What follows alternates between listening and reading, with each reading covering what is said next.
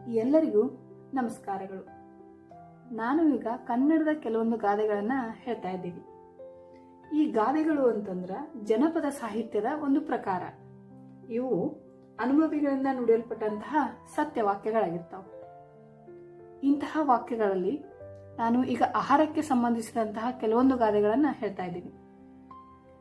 ಮೊದಲೇದು, ಕೈ ಕೆಸರಾದರೆ ಬಾಯಿ ಮೊಸರು, ಉಪ್ಪಿಕ್ಕಿದವರನ್ನ ಮುಪ್ಪಿನ ತನಕ ನೆನೆ, ಉಗಿದರೆ ತುಪ್ಪ ಕೆಡುತ್ತದೆ, ನುಂಗಿದರೆ ಗಂಟಲು ಕೆಡುತ್ತದೆ, ರಸ ಬೆಳೆದು ಕಸ ತಿನ್ನಬೇಡ, ಹಸ ಕಟ್ಟಿ ಮೊಸರಿಗೆ ಪರದಾಡಬೇಡ, ರಾಗಿ ಇದ್ರೆ ರಾಗ, ರಾಗಿ ಇಲ್ದಿದ್ರೆ ರೋಗ, ಹಬ್ಬ ಹಸನಾಗ್ಲಿ ಗೋಧಿ ಜತ್ನಾಗ್ಲಿ, ಬಂದ್ ಬೀಗರು ಉಂಡ್ ಹೋಗ್ಲಿ, ಹಾಲಿದ್ದಾಗ ಹಬ್ಬ ಮಾಡು, ಹಲ್ಲಿದ್ದಾಗ ಕಡಲೆ ತಿನ್ನು, ಹಸಿದು ಹಲಸಿನ ಹಣ್ಣು ತಿನ್ನು, ಉಂಡು ಮಾವಿನ ಹಣ್ಣು ತಿನ್ನು, ಹಾಲು ಮಾರಿದ್ದು ಹಾಲಿಗೆ, ನೀರು ಮಾರಿದ್ದು ನೀರಿಗೆ, ರಾಗಿ ಕಲ್ಲು ತಿರುಗುವಾಗ ರಾಜ್ವೆಲ್ಲ ನೆಂಟ್ರು, ಹಾಲಪ್ಪ ಅಂತ ಹೆಸರಿದ್ರು ಮಜ್ಜಿಗೆಗೆ ಗತಿ ಇಲ್ಲ, ರಾವಣನ ಹೊಟ್ಟೆಗೆ ಅರೆ ಕಾಸಿನ ಮಜ್ಜಿಗೆ.